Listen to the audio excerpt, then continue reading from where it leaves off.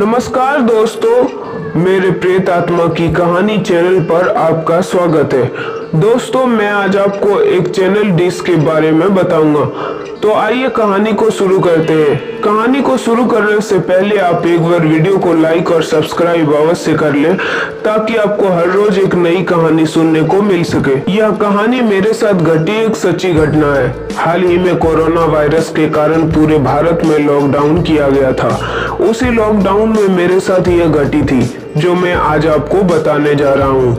करीबन शाम 8 बजे मैं छत की वायरिंग कर रहा था। तभी कुछ करीबन 5 मिनट बाद छत के दूसरे भाग से किसी के खड़खड़ाने की आवाज आई।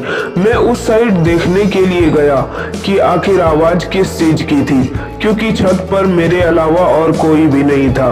उसी दौरान मेरी नजर चैनल की डिश पर पड़ी जो छत के दूसरे भाग में थी। मुझे लगा कि शायद कोई चूहा होगा, इसलिए मैं ज्यादा ध्यान नहीं दिया। कुछ देर बाद फिर से वही आवाज आई। मैं तुरंत वहां जाके देखा तो मैं अस्तबंद हो गया, क्योंकि जो चैनल डिश पहले जिस जगह पे थी उस जगह से 5 फीट दूर चली गई थी। मेरे समझ में नहीं आ रहा था आखिर यह कैसे हुआ। बाद में मैं उसी जगह पर खड़ा रहकर देखने लगा कि क्या अब मेरी नजर के सामने यह हिलती है क्या। देखते ही देखते अचानक वह डिश अपनी जगह से हवा में करीबन 2 फीट ऊपर उठकर नीचे गिरी और अपनी जगह पर हिलने लग गई। यह देखकर मेरे तो होश ही उड़ गए। मैंने तुरंत ही उस चैनल की डिश के मालिक को फोन किया और उन्हें छत पर बुला के सारी बातें बताई। पहले तो मेरी बात सुनकर उन्होंने यकीन नहीं किया, लेकिन जब यह हादसा फिर से उनकी नजर के सामने हुआ तो उनके भी होश उड़ गए। कुछ देर बाद आसपास के लोग भी इकट्ठा हो गए। लोगों को लगा कि शायद कोई भूत प्रेत होगा जो यह सब कर रहा होगा। फिर हम सब ने उस डिश को रस्सी से बांध दिया और फैसला किया कि कल सुबह ही इस डिश को यहाँ से निकाल कर फेंक देंगे। हम सब सो रहे थे, तभी मुझे छत पर किसी के घूमने की आवाज सुनाई दी।